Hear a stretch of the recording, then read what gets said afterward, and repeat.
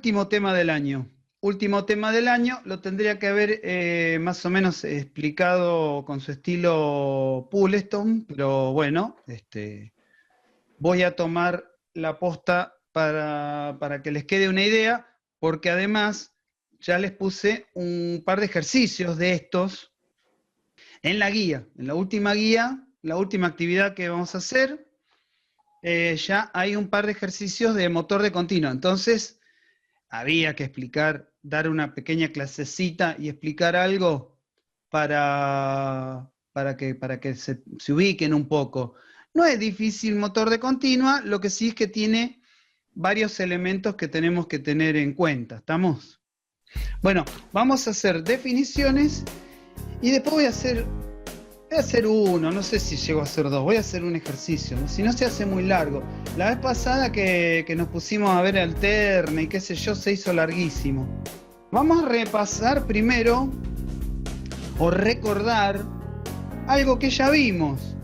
No por nada el profesor, aquí presente, ya les mencionó y les mostró cómo era el asunto del torque en una espira con corriente, donde veíamos o utilizábamos la conclusión de esta ley, podríamos llamarlo, o ecuación, en donde nos decía que la fuerza que se producía en un lateral de la espira era el producto de la corriente por la longitud de ese lateral. L, no sé si lo ven, está metido acá en el medio del dibujo, es el lado de la espira, por el valor del campo magnético, ¿sí? Suponemos un campo magnético unidireccional. Si se fijan, esta flecha de acá arriba y esta flecha de acá abajo, si observan, tienen el mismo tamaño, que nos da la idea de que tienen el mismo módulo y tienen la misma dirección, apuntan en la misma dirección y sentido, como verán.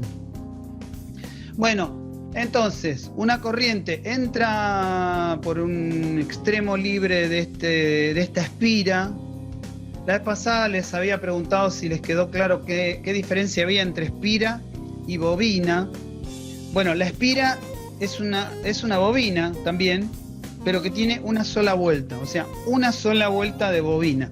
¿Por qué uno hace este dibujo siendo que en la práctica no existe ningún motor que tenga una sola espira? O sea, no existe ningún motor que tenga como bobinado una sola vuelta de la bobina. Es una ridiculez. Pero es más fácil el gráfico. Solamente por eso hacemos una sola espira. Es mucho más fácil el gráfico. Nos quedan todas las cositas bastante bien ubicadas. Es visualmente más fácil de entender y listo. Agarramos una sola espira. Pero después, lo que va a suceder cuando armemos un motor es que además esta fuerza va a estar multiplicada por la cantidad de vueltas que tenga la bobina. Si la bobina tiene, 100 vueltas, esta fuerza se va a producir en cada una de esas vueltas. ¿Se entiende? En cada una de cada un rulito se va a producir una fuerza similar. Entonces, si tengo 100 rulitos, tengo que multiplicar esta fuerza 100 veces, lo cual está buenísimo porque no solo aumento la fuerza, por ejemplo, aumentando la corriente o aumentando la longitud, que me aumentaría el tamaño del motor, o aumentando el campo magnético, el power del campo magnético, sino que también puedo aumentar la fuerza del motor, aumentando la cantidad de vueltas de la bobina. ¿Sí? ¿Me van siguiendo hasta ahí o ya se marearon? ¿Vamos bien? Sí, sí. Bueno, entonces, le explicamos en una, pero después multiplicamos por n porque siempre son más de una espira, no hay una sola. Y el torque, aquella vez cuando aplicamos Lorentz, nos había quedado así, era 2 veces la proyección de la fuerza en la dirección horizontal, hicimos no sé qué. Bueno, nos quedaba una cosa así, ¿no? Yo para simplificar, porque el ángulo el seno del ángulo sería la inclinación, ¿no es cierto? Yo para simplificar paso a la siguiente bandalia. Me gusta porque además ya vemos un protagonista que en el dibujito anterior no lo veíamos, que es de dónde viene la corriente. O sea, la corriente tiene que salir para afuera a donde haya una batería y vuelve a la espira y entonces se arma un circuito de corriente, ¿se entiende? Si no, ¿de dónde venía la corriente? Bueno, generalmente viene de una fuente, batería, pila, ardilla corriendo dentro de una jaulita, etc. Bueno, muy bien. Entonces, en esta perspectiva vemos que la fuerza se produce en estos lados, L. Y el radio, creo que en la cuenta anterior lo había puesto a B. B le puse el radio. Bueno, no me puse de acuerdo y ahora en la siguiente cuenta van a ver que el radio le pongo R. Cada fuerza en cada lado de la espira es la corriente, como dice la ley de Lorentz, ¿no? La corriente por lo que mida en longitud el lado de esta espira por el campo magnético. Eso está en la pantalla anterior. Pero en un motor que está girando, en realidad no importa la fuerza, lo que importa es el torque. En la clase de hoy me enrosqué con si iba al 2, no iba al 2. Bueno, lo revisé y el 2 se va, así que el torque máximo es 2 por F por R, eso está bien. Así que dejémoslo ahí, está bien. Agregamos a la ecuación de Lorentz el asunto de la cantidad de vueltas. Nosotros en el dibujo estamos viendo una espira, pero ya le agrego la cantidad de vueltas. Y lo que hice fue, y es lo importante que hay que mirar, saqué el seno del ángulo y pongo el torque máximo. O sea, qué torque máximo me da este motor. Después en un motor real va a andar más o menos por ahí, por una cuestión de que se multiplican la cantidad de espiras, que lo decimos en un ratito. Entonces, con el torque máximo y reemplazando la fuerza de Lorentz multiplicada por N, esto es I por L por B y por N, esa es la fuerza de Lorentz multiplicada por N, lo reemplacé en el torque y nos damos cuenta que hay un montón de parámetros que no se van a cambiar más. Bueno, el 2 no va a cambiar más, la longitud del motor no va a cambiar más porque una vez que lo tenemos construido ya está. La longitud de la espira nos va a dar la profundidad del motor. Si lo imaginamos como cilíndrico, ¿sí? Es la profundidad de ese motor. Si lo tenemos cilindro parado como una lata de arvejas, es la altura. El campo magnético, una vez que elegimos los imanes, no cambia más. Ya está, pusimos los imanes y se acabó. El radio tampoco es el radio de giro de la espira, o sea que va a ser el radio prácticamente del diámetro del cilindro. Y la cantidad de vueltas de la espira tampoco la cambiamos más.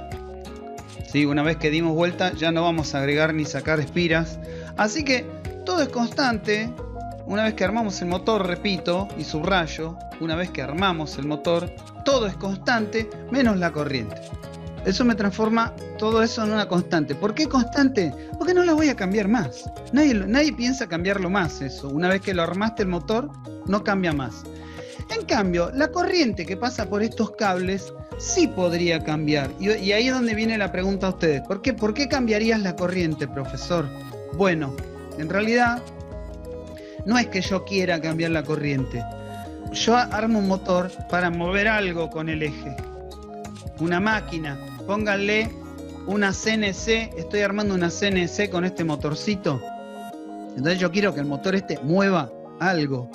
Si mueve algo, para mover ese algo, necesita hacer fuerza. Tiene que hacer fuerza el motor para mover algo.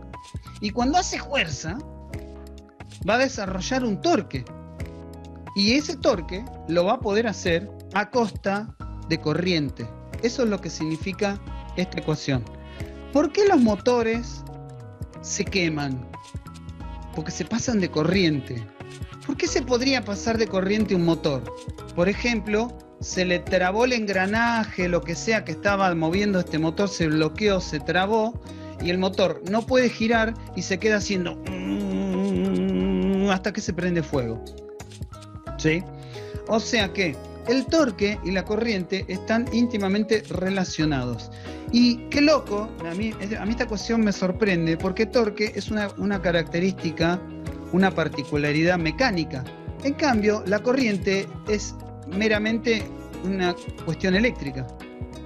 Entonces, Yo a un motor de repente le empiezo a enganchar cosas y acoplar engranajes y meter poleas. ¿De dónde saca el torque? Y va a empezar a subir la corriente. Y por supuesto, esta corriente no es infinita, no puede tomar cualquier valor. Hay un valor de diseño. El fabricante que diseña este motor te dice cuánta corriente puede soportar. O te dice cuánto torque puede soportar. Cualquiera de las dos cosas son más o menos casi, se podría pensar como sinónimos. ¿Se entiende? Bueno, entonces, el torque es proporcional a la corriente. Y esta constante surge de detalles constructivos del motor. Atención con eso. Detalles constructivos del motor. Cada un motor tendrá esta constante que relaciona la corriente con el torque distinta. Lo llamamos KT, K sub T. ¿Por qué le llamo sub T? Porque para recordarme que esa constante es de la cupla, y ahora van a ver que aparece otra constante más, por eso. La potencia mecánica, yo no sé si ustedes lo vieron en física, lo tendrían que haber visto en física, la física clásica esto, pero bueno, no importa. La potencia mecánica en el eje de cualquier máquina rotativa es torque por velocidad. ¿Recuerdan eso? ¿Lo tienen?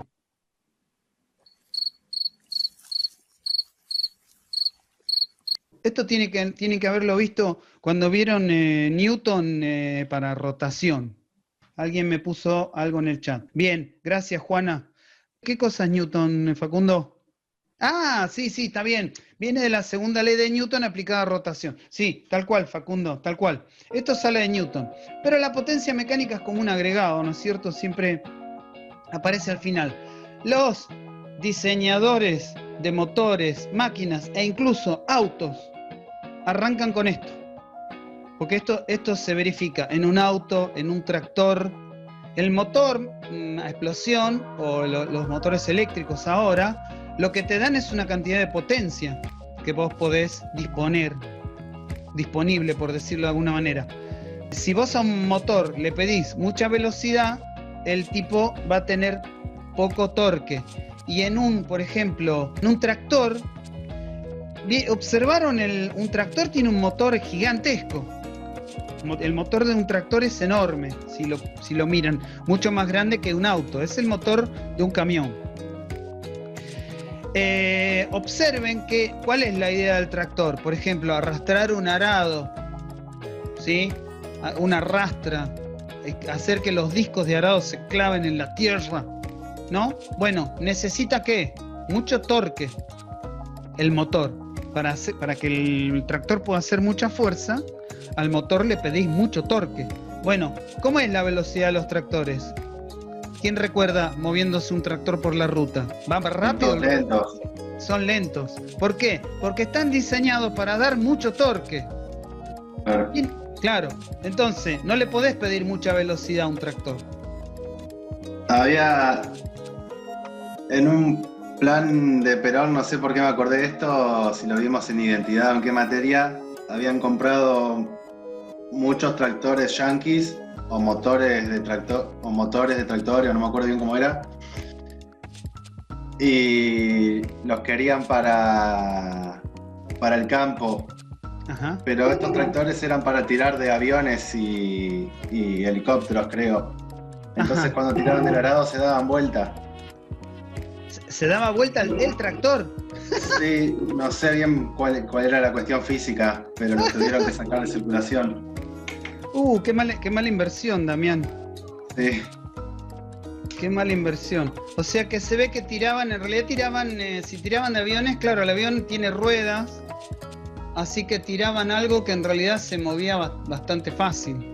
Cuando clavaron un arado en la tierra, que el arado era demasiado. Lo paró al tractor. Mirá qué loco era eso. Bueno, se ve que esta gente que compró los tractores no tenía en cuenta esta cuenta. Para volver al tema lo digo, ¿no? Bueno, muy bien. Pero se entiende, cupla por velocidad. Incluso si ustedes... esto está pensado en un movimiento rotativo. Pero la potencia mecánica, por ejemplo, en algo que se mueve en una línea recta, es fuerza por velocidad. Fíjense qué parecido, ¿no? Bueno, igual yo estoy en un motor y el motor gira, así que la ley que necesito es esto. Esto es lo que podríamos llamar producción, lo que produce un motor que gira. Y cuando estoy pensando en un motor que gira, no se guíen por la figura, porque un motor, como dijimos recién, de un tractor, también gira, también es una máquina rotativa. Es a combustible líquido, pero también es una máquina rotativa y también tiene esta misma ecuación. Esta ecuación yo la puedo usar para el auto, para un tractor, para qué sé yo, la bomba de agua, para la licuadora, batidora, etc. Para un motorcito grande, chiquito, todos cumplen esta relación. En un motor eléctrico, y acá sí me voy solamente a lo eléctrico, la potencia eléctrica que consume el motor eléctrico, porque, a ver, chicas y chicos, ¿de dónde va a sacar potencia mecánica una máquina eléctrica? Ahí en algunos trabajos, más de, creo que varios, me definieron al motor como un aparato que convierte energía eléctrica en energía mecánica. Más de uno que está acá seguramente me respondió a eso. El motor es un aparato que convierte energía eléctrica en energía mecánica. Bueno, entonces, si la potencia mecánica, esto es todo mecánico, cupla, velocidad, ¿no es cierto? Movimiento y fuerza. ¿De dónde la va a sacar?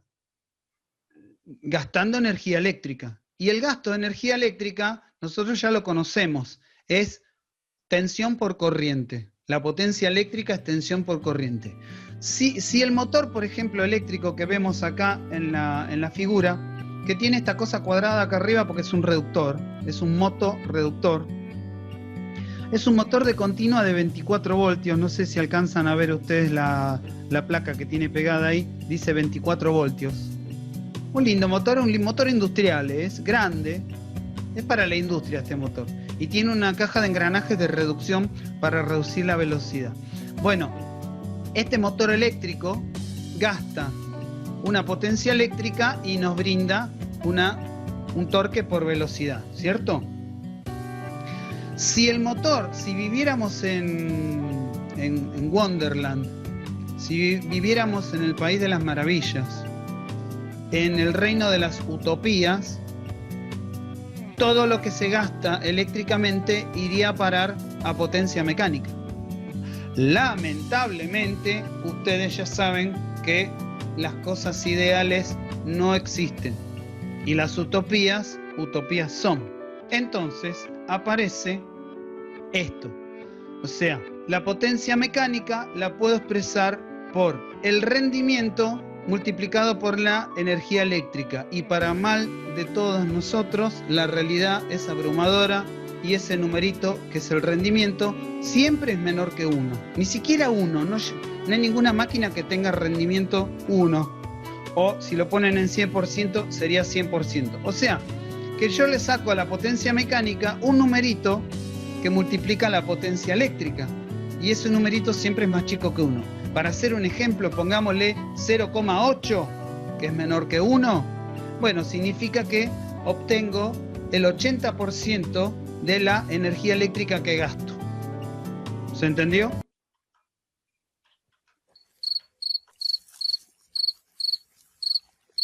Sí, sí. Y otra vez vuelve a aparecer el rendimiento que ustedes ya vieron con nosotros a principio del año. A principio del año nosotros lo planteamos como beneficio sobre gasto. ¿No? Beneficio sobre gasto.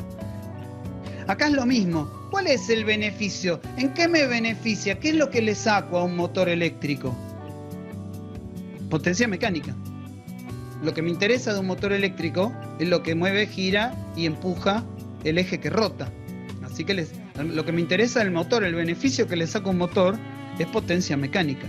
¿Y qué gasto para que ese motor funcione? Potencia eléctrica. Si el gasto, que lo dice acá también, ¿no? Producción sobre gasto. Si la potencia eléctrica la paso dividiendo, el rendimiento me queda beneficio sobre gasto otra vez, como lo habíamos definido aquella vez. Vamos a empezar a meter un poco más de detalle. Claro, primero, tengo dos problemas.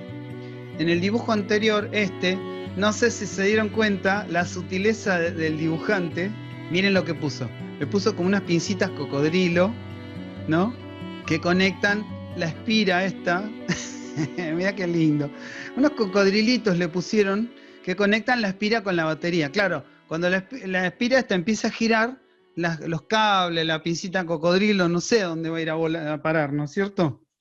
Un problema que tiene los motores de continua es que, fíjense, cuando esta fuerza que es, fíjense, la de la izquierda hace rotar en sentido horario y la derecha también. En algún momento esto va a llegar a un punto donde la espira se va a poner en esta posición, se pone vertical la espira. Acá estaría el eje de rotación. Y estoy mirando en corte las dos bobinas, estoy haciendo un corte así. Y acá está el eje de rotación que lo corté y le puse una cruz acá. Bueno, en un momento estas fuerzas se van a poner en esta posición.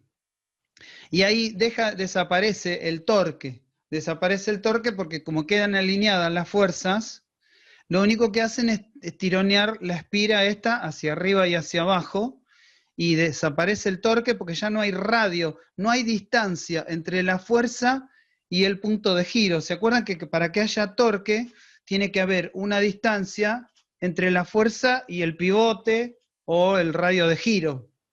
Bueno, acá cuando se pone la espira así vertical, deja de haber torque. Fuerza hay, pero se acabó, no gira más. Entonces, esto que voy a contar resuelve dos problemas. Uno, esto no se puede conectar, si empieza a girar, no se puede conectar con cablecitos y pincitas cocodrilo como está acá tan simpático, porque se empieza a roscar los cables y se rompe todo, ¿verdad? Entonces necesitas algo que permita que gire, pero a su vez que también permita que la corriente circule, porque si no circula corriente, no hay Lorentz. Entonces, ¿qué se hace? Se ponen lo que se llaman como escobillas, pero en el motor de continua, esas escobillas a su vez hacen de conmutador. ¿Por qué?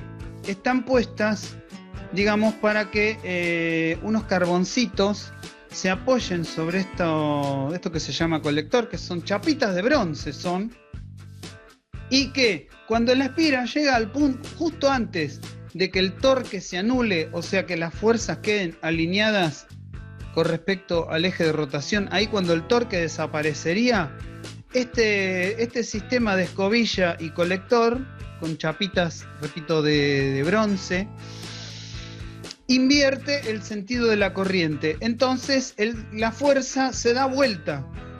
Si lo haces bien coordinado, cuando se da vuelta la fuerza, continúa el sentido de giro que llevaba. Hay que hacerlo bien, por supuesto, porque vos no querés que invierta el giro, sino que continúe el sentido de giro horario que llevaba. Entonces invertís la circulación de corriente, la fuerza que estaba apuntando hacia arriba de repente empieza a apuntar hacia abajo y volvés a tener torque.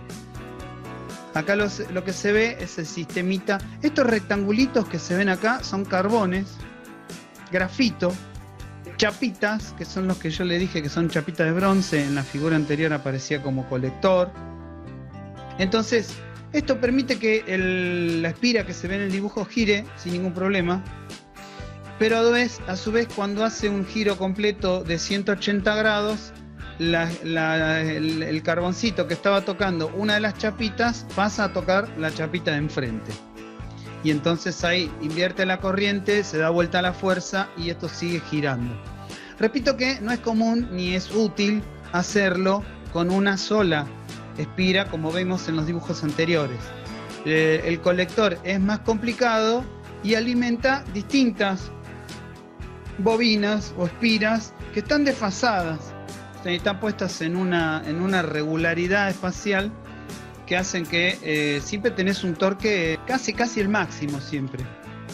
Por supuesto nosotros no nos vamos a meter en la construcción, pero esto sería más o menos esquemático, cómo serían las espiras, las bobinas ahora, y cómo el carboncito va cambiando la corriente de una bobina a la de al lado, así como va rotando el motor y no pierde nunca el sentido de giro ni el torque, las dos cosas. Esto se los cuento, nadie va a armar motores en diseño industrial, a lo mejor sí, la gente que ha hecho escuela industrial sabe más o menos, incluso mejor de lo que expliqué ahora, de lo que estoy hablando, pero para que tengan una idea básica está bastante bien. Repito que nadie les va a preguntar nada de cómo se bobina un motor, esto ya es muy técnico y específico del rubro, pero sí estaba piola que les diga qué cosa es esto de los carboncitos, escobilla, delgas o colector, etc. Vamos ahora a un detalle un poco más eléctrico. Todos los motores eléctricos empiezan con una batería, ¿sí? Porque lo alimento con una pila, batería, fuente, le voy a llamar SUBA. Y ustedes han observado que las corrientes eléctricas pasan por varios lugares. Vuelvo para atrás porque me gustó. Pasan por varios lugares, o sea, un cablecito viene desde la pila y se conecta al carboncito, al grafito con matriz polimérica. Se conecta, hace una conexión eléctrica con una chapita de bronce. Y esa chapita de bronce, por ejemplo, como esta que está acá, está soldada a un cablecito, que es la bobina. Viene por acá, da una vuelta, a lo mejor, acá muestran una sola, pero bueno, no importa. Da una vuelta, a veces son más de una vuelta, vuelve a la chapita siguiente. Y bueno, entonces, tenemos cable, grafito, chapita de bronce, soldadura, alambre de cobre que da una o más vueltas y vuelve a otra chapita de bronce que se va a conectar con otra cosita de esta de grafito y va a ir por otro cable y recién llega a la batería. O sea, como verán, hay un montón de cosas que incluso son conductores eléctricos todos, pero algunos ni siquiera son buenos conductores eléctricos. Entonces, hay resistencia eléctrica en el camino de la corriente. La voy a llamar a todas las resistencias eléctricas en el recorrido de la corriente RA. Después, como nosotros ya sabemos un montón de cosas de autoinductancia y qué sé yo, voy a agregar un pequeño efecto como si fuera parásito, podríamos decir, inductivo por los cables. Y después vienen los carboncitos que se conectan, estos son los carboncitos, que se conectan al sistema de colector, delga y el bobinado adentro del rotor. Así que esto es como un esquemático de eso. A todo esto, los genios, en la jerga de los fabricantes de motores de continua, lo llaman armadura. Entonces a esto le llamamos tensión de alimentación o de armadura, resistencia de armadura, inductancia de armadura, y para llevar la contra y marearlo y confundirlos, a esta tensión la voy a llamar E sub B. Y ahora me van a preguntar qué cazzo, qué sorongo es E sub B.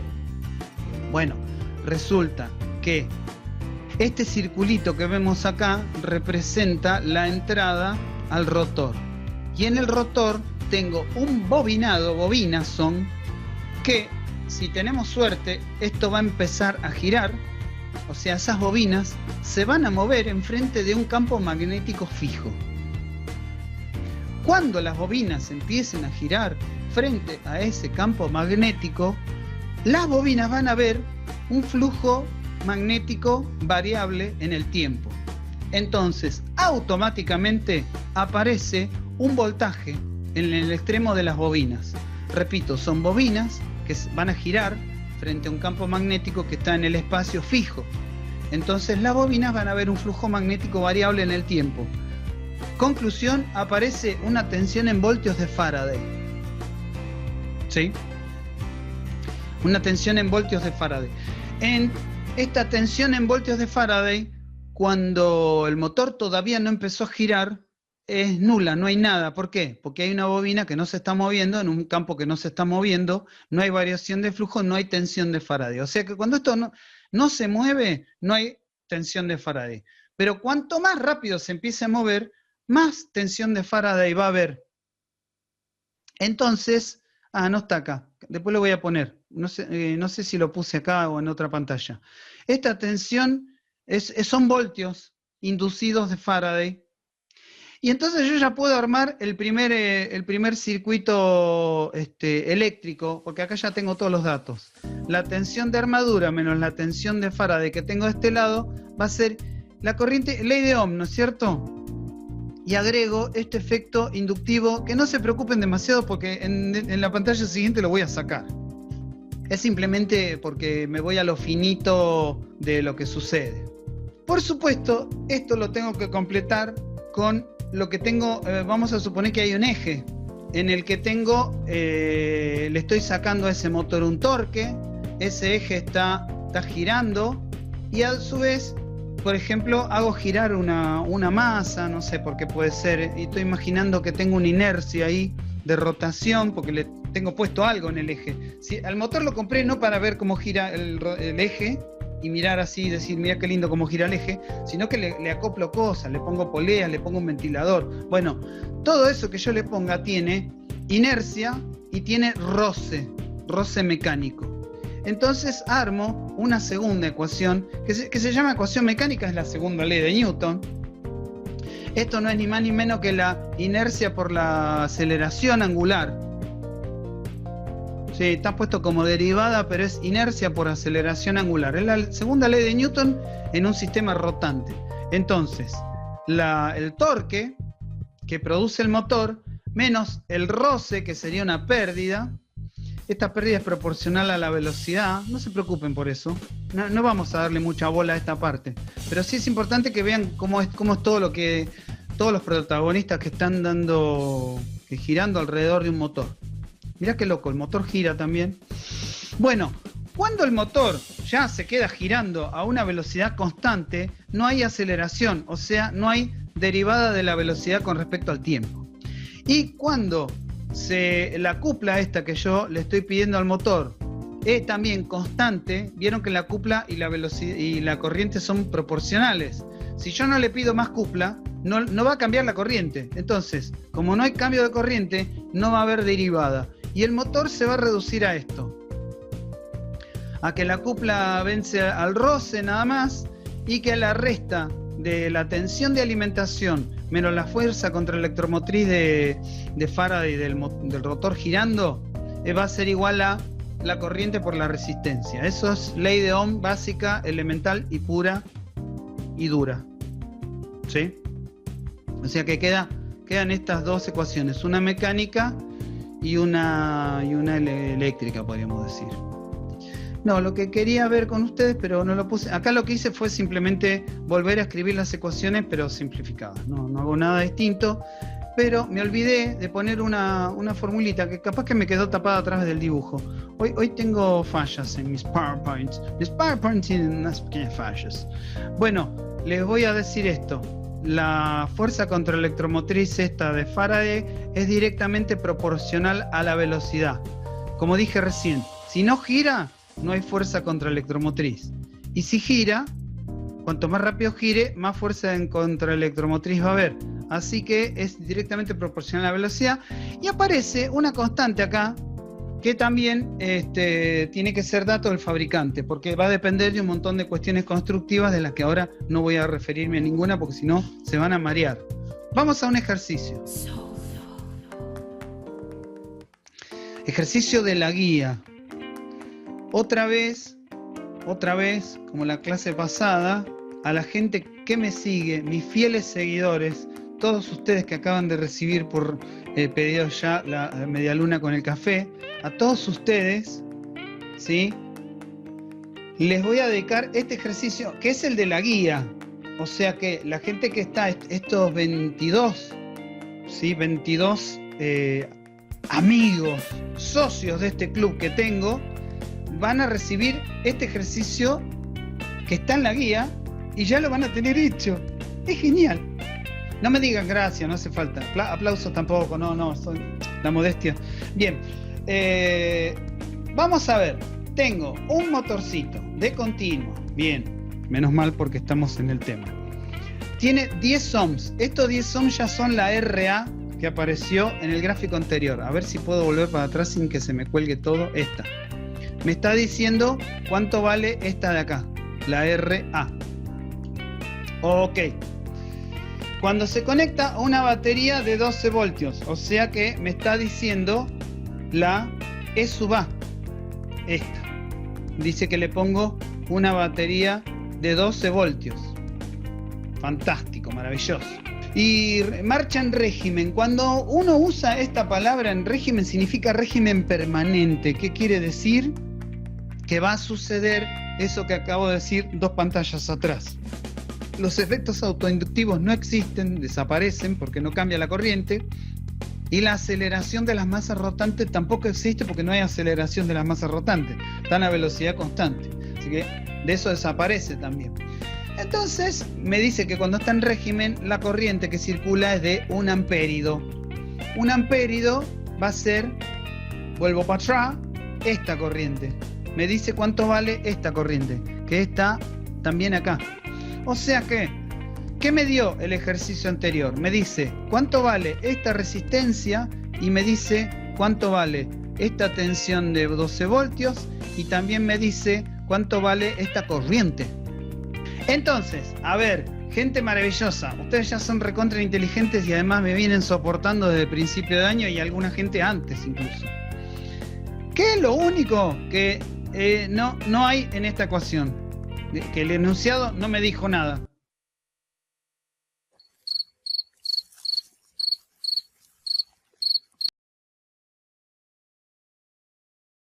Claro, la FEM.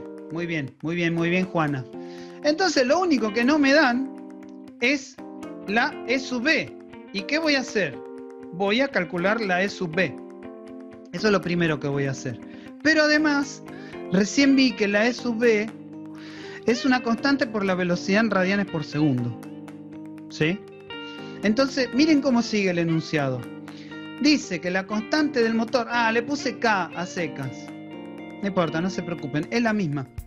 Me dice que la constante del motor es 2,4. Entonces pregunta, ¿a qué velocidad gira?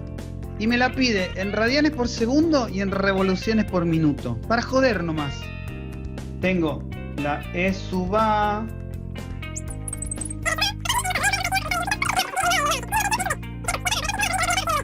El positivo de este está acá. Y el positivo de este, de la E sub B, está acá. Entonces, E sub A menos E sub B va a ser tan fácil como la corriente de armadura por la resistencia de armadura. Y de acá puedo sacar E sub B. Yo voy a hacer fácil, voy a pasar el E sub B del lado derecho de la igualdad y por RA lo paso del lado izquierdo. Entonces me queda que E sub A menos I sub A por RA va a ser igual a E sub B. ¿Sí? Entonces ya con eso calculo E sub B.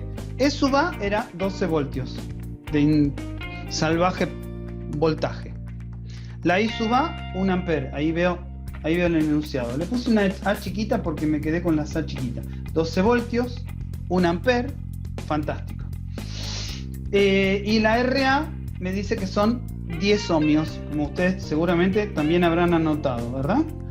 ¿Y cuánto es? 12 menos 10 por 1, o sea, me queda 2 voltios. Bueno, vamos a poner voltios. La E sub B, entonces, tan fácil como esto, me da 2 voltios. Y ahora me pregunta el ejercicio a qué velocidad gira. Y una de las ecuaciones que me tengo que acordar del motor de continua es que la fuerza contra electromotriz, la de Faraday, de que le aparece al motor, entre paréntesis les voy a decir una cosa. Gracias a esta fuerza contraelectromotriz, esta tensión en voltios contraelectromotriz de Faraday inducido que aparece, es la razón por la cual el motor de continua también lo puedo usar como generador eléctrico, como dínamo. ¡Wow!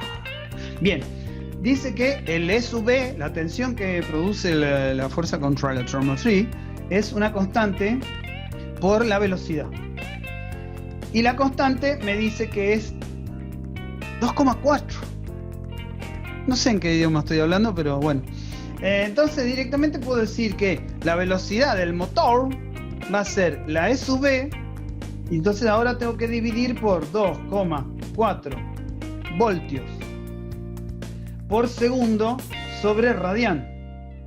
Y miren lo que pasa. A ver si lo voy a hacer en otro color, pero a veces los otros colores no se ven con color en esta cámara que es Ultra Full HD. Estos voltios con estos voltios se van.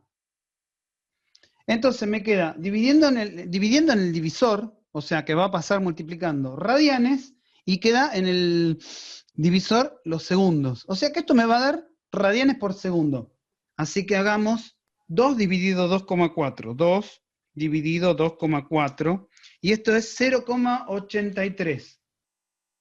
Este bello numerito da 0,83 periódico. 3 radianes por segundo. Fantástico, maravilloso, espectacular. ¿Es muy rápido eso?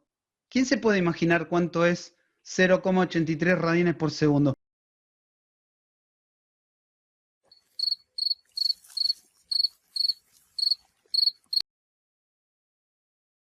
Bueno, vamos a ver cómo se relacionan los RPM con los radianes por segundo. ¿Qué es, por definición, un RPM? Es una vuelta, ¿sí? Una vuelta en un minuto. Una vuelta, si lo pongo en ángulos, es 360 grados. Y si lo pongo en radianes, ¿cuánto es?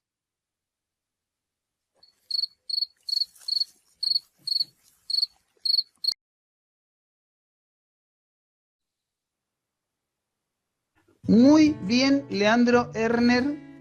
Erner, ¿viste? O Patricia Cretón, no sé cuál de los dos responde. Generalmente cuando es algo útil es Patricia la que responde. ¿Sí? Así que debe ser bien. Pobre, le doy. Siempre le doy a Leandro. Ya lo dije acá varias veces, lo quiero mucho a Leandro. Y a Patricia también. Son como ya, mi familia. 360 grados en radianes es 2 por pi. ¿Y cuántos segundos son un minuto? Esa la sabe. Bien, gracias, Amanda.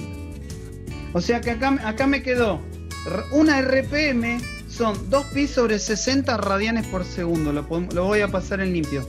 Una RPM son 2 pi sobre 60 por la velocidad en radianes por segundo.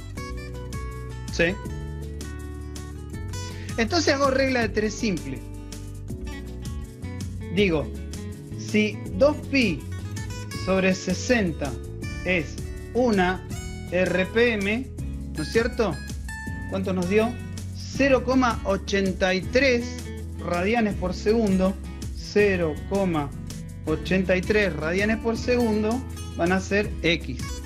Entonces va a ser 0,83. Pero estoy escribiendo mal porque estoy escribiendo torcido. 0,83 dividido pi, 2pi. Bueno, a ver, 2pi sobre 60 es lo mismo que pi sobre 30, ¿no? Para no andar haciendo tanta cuenta. Entonces me queda esto por esto dividido esto. O sea, dividido pi sobre 30. Y esto da la hermosa cifra de 7,96. Vamos a poner 8, porque casi 8 es. Es aproximadamente 8 RPMs.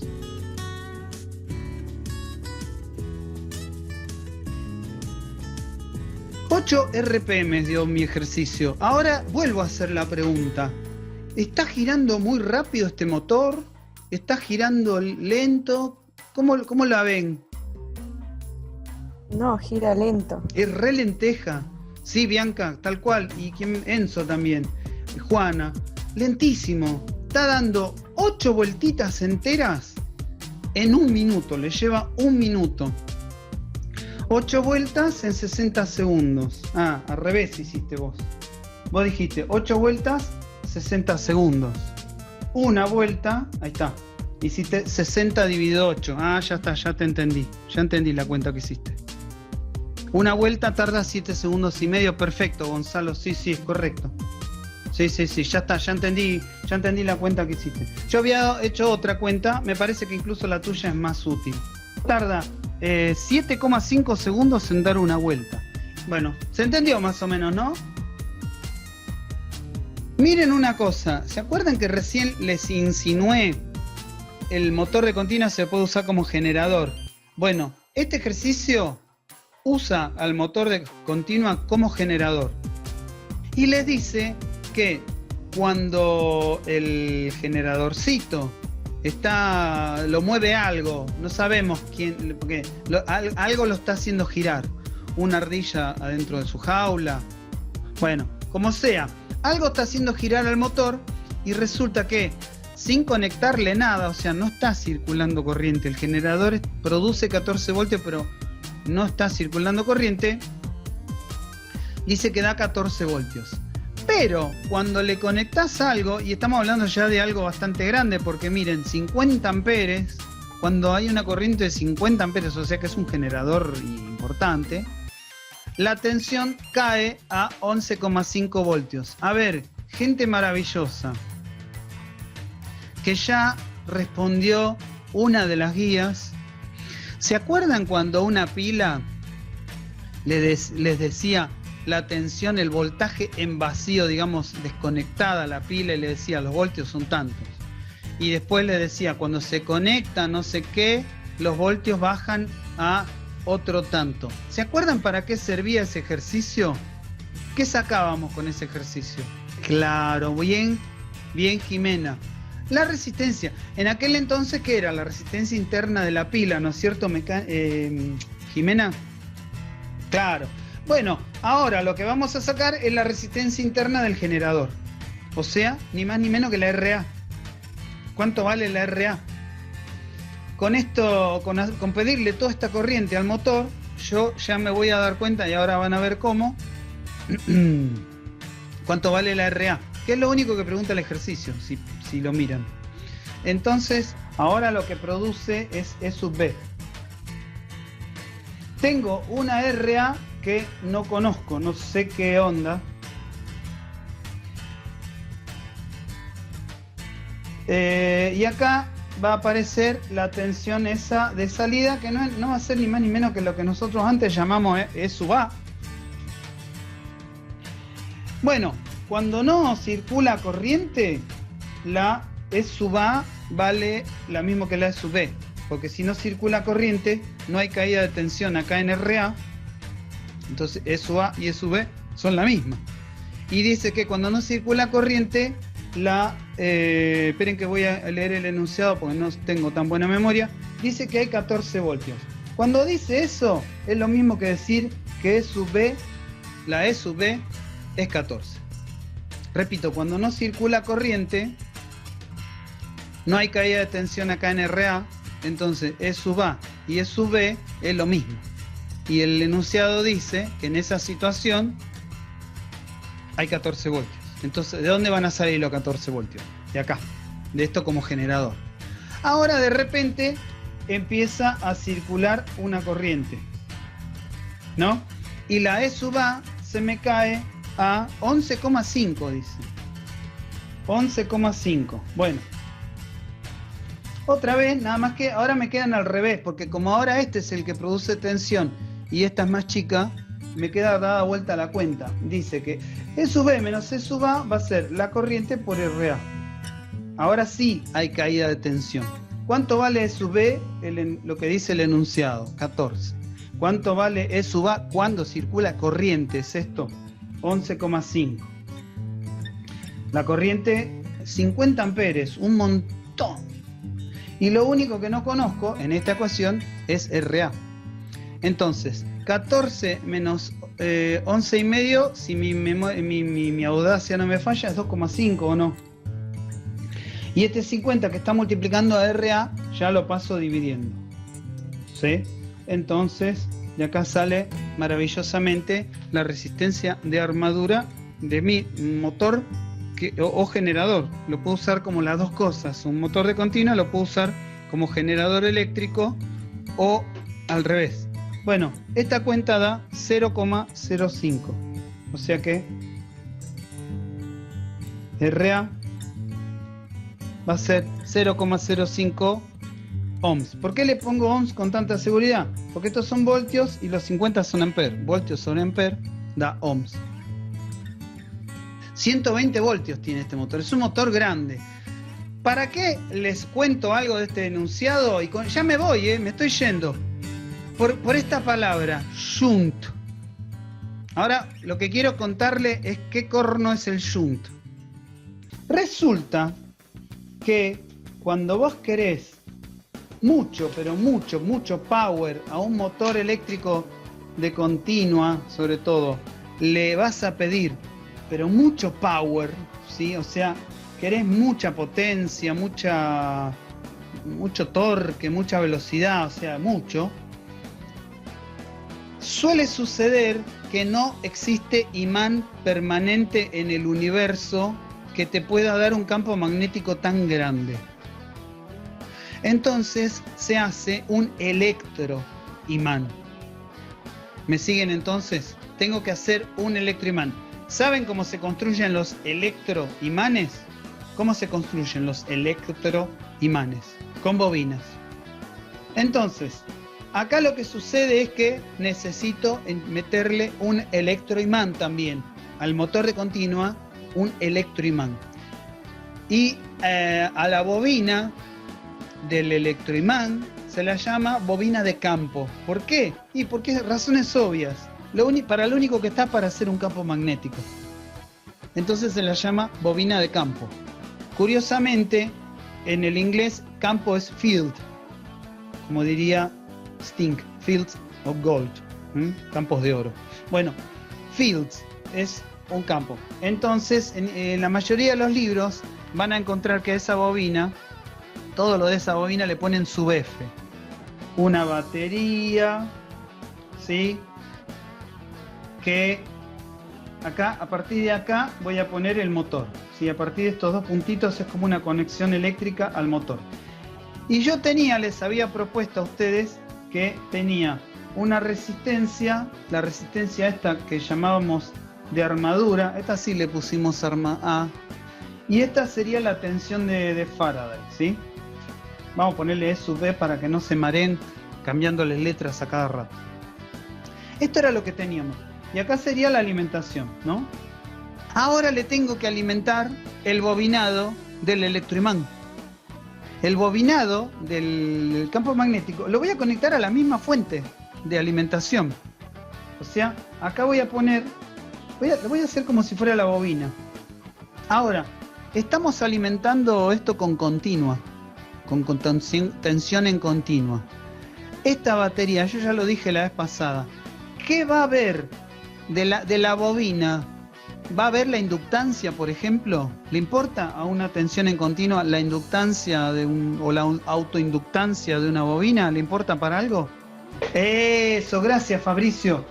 En realidad, de todo eso, la fuente de alimentación, lo único que va a haber es la resistencia del alambre con el que hiciste el electroimán. La resistencia eléctrica, que en el ejercicio dice que eso vale RF. Es más, el ejercicio, esperen que hago alt tab, en el ejercicio dice que RF vale 60 ohms.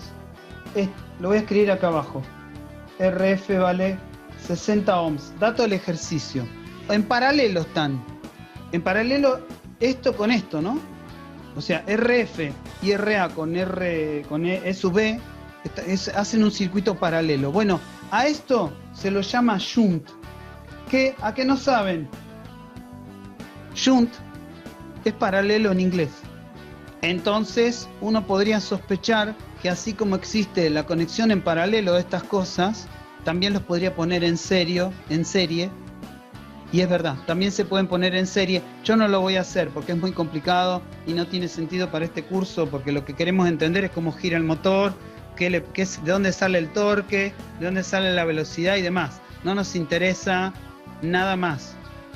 Y además lo que pase por acá va a ser constante, no va a cambiar nunca en todo el ejercicio.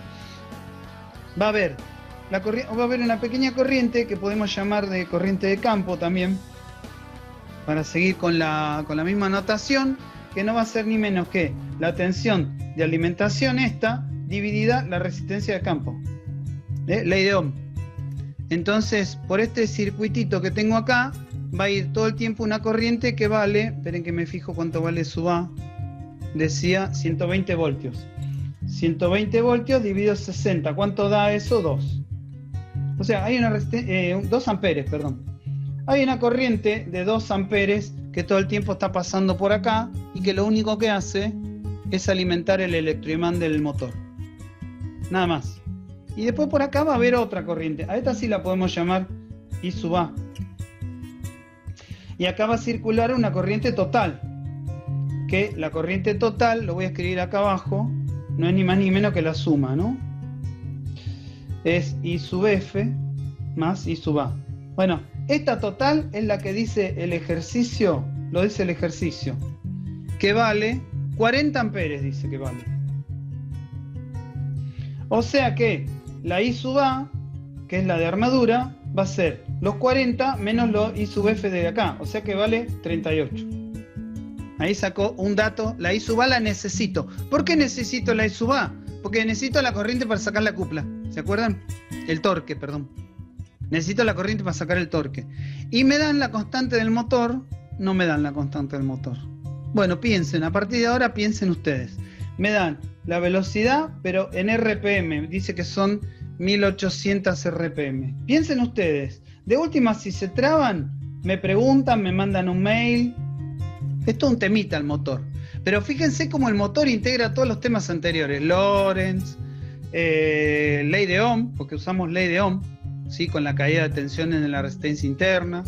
Y, ¿qué más? Vimos Faraday. O sea, en el motor eléctrico está metido todo. Ahora, cuando le pregunten de las cosas que intervienen en el motor eléctrico, ya se van a dar cuenta que es un montón. Es más, en la última, que le agregamos el electroimán, en el electroimán está metida la ley de Ampère también. Así que el motor es una conjunción de todo lo que vimos durante el año prácticamente. Bueno, chau, chau, nos vemos la próxima. Chao, profe, gracias. Chau, hasta luego, Luna. Nos vemos. Auspicia yerba mate Marolo. ¿Marolo o Marolio? Ah, Marolio, sí, sí, sí. Auspicia yerba mate Marolio y su cantidad de productos para el hogar.